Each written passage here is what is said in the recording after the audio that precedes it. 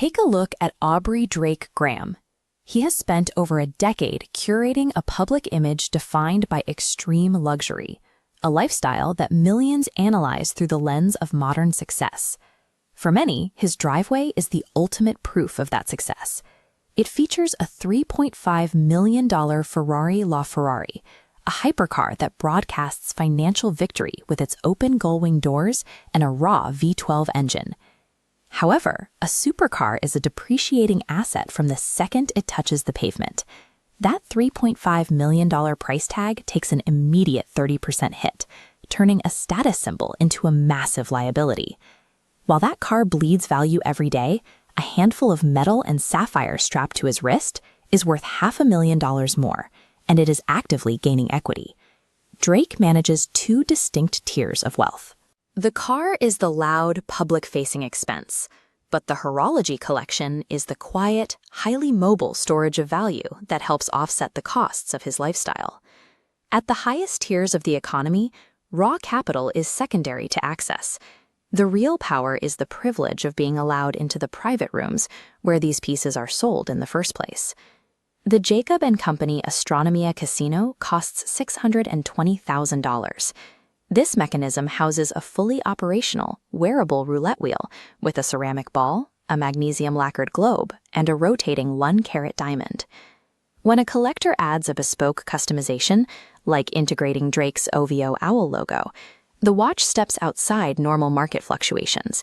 It becomes an isolated asset, protected by its unique provenance rather than standard depreciation curves.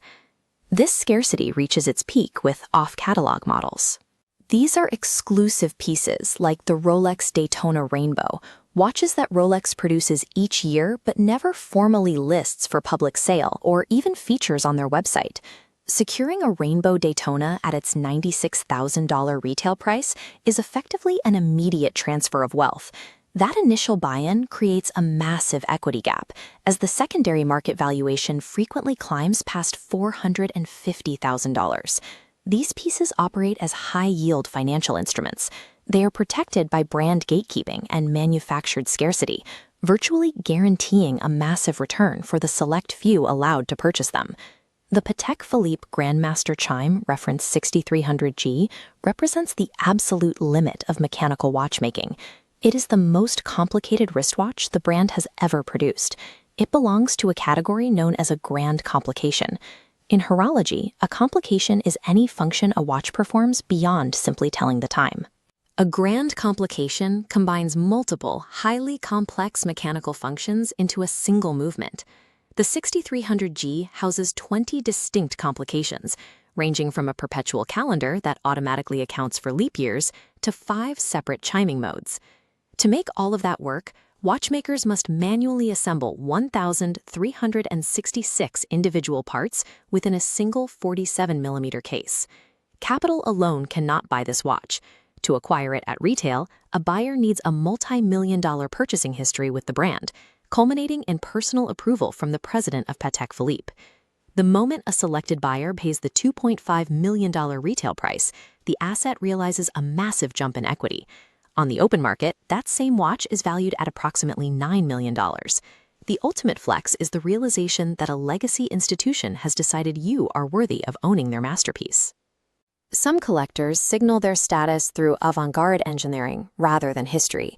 Richard Mille discarded classical designs entirely, adopting aerospace-grade materials and skeletonized movements to build racing machines for the wrist. The RM69 erotic tourbillon uses grade 5 titanium to encase a technical oracle complication. At the push of a button, 3 titanium rollers shuffle to display phrases, utilizing elite micromechanics for a completely irreverent purpose. When Drake acquired his in 2019, it retailed for roughly $750,000.